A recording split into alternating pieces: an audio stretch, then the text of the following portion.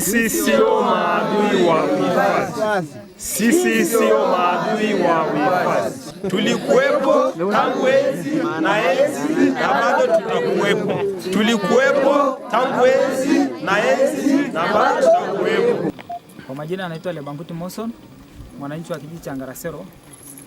Nipo hapa na wananchi wenzangu kuleta ombi kwa Mheshimiwa Rais kutokana na majibu ya tume ambayo yaliweza kutolewa tarehe 12 mwezi huu kwa Mheshimiwa Rais. Sisi kama wananchi tunaona kwamba mapendekezo ambayo yametolewa na tume hayaendani na maoni yetu au sio sehemu ya yale ambayo sisi tuliyazungumza katika vikao vyetu pamoja na ile tume. Hivyo tunapendekeza mambo yafuatayo. Namba moja, tunapinga mapendekezo ya tume za rais na serikali isifanyie kazi. Tunamwomba rais asifanyie kazi mapendekezo hayo kwa sababu hayaendani na mapendekezo ambayo wananchi walitoa katika vile vikao. Lakini namba mbili, tunapinga uhamisho wowote kutoka katika ardhi yetu. Tunapinga mpango wa kufanya ardhi vijiji kuwa mapori ya akiba, game reserve, kwa madai kwamba ni mapori tengefu kinyume na sheria.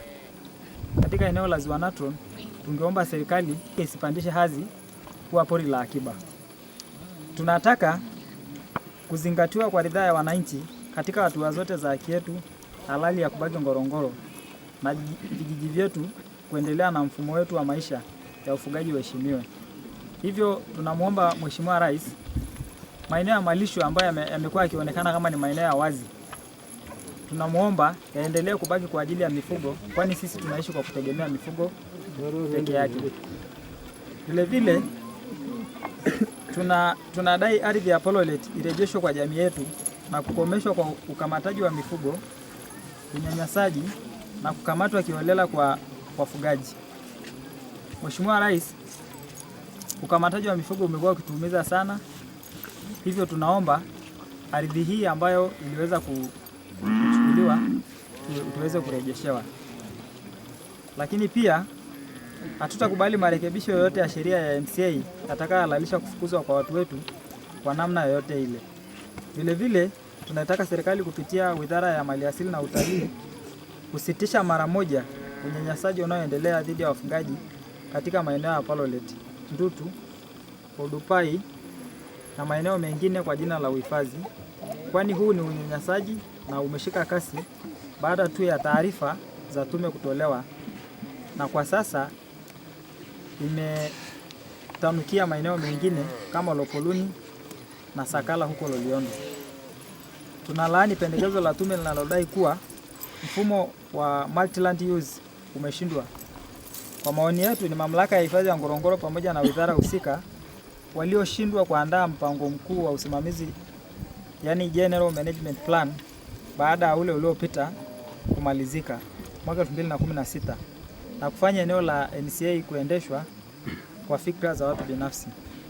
Vile vile kulinda maeneo ya malisho hususan ya Ngarasero kama rasilimali muhimu kwa uhai wa jamii.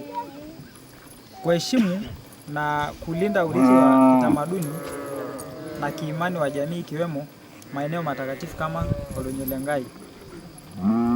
Sisi sio maadui wa uhifadhi.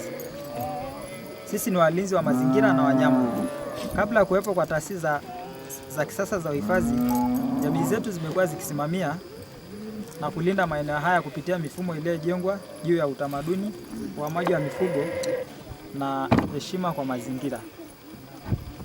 Kwa mustakabali wa mfumo wa ekolojia wa Ngorongoro na Serengeti haupatikani kwa kuondoa watu wa asili, na unapatikana kwa kutambua na kuimarisha nafasi ya Wamasai kama walinzi wa kihistoria wa ardhi hii.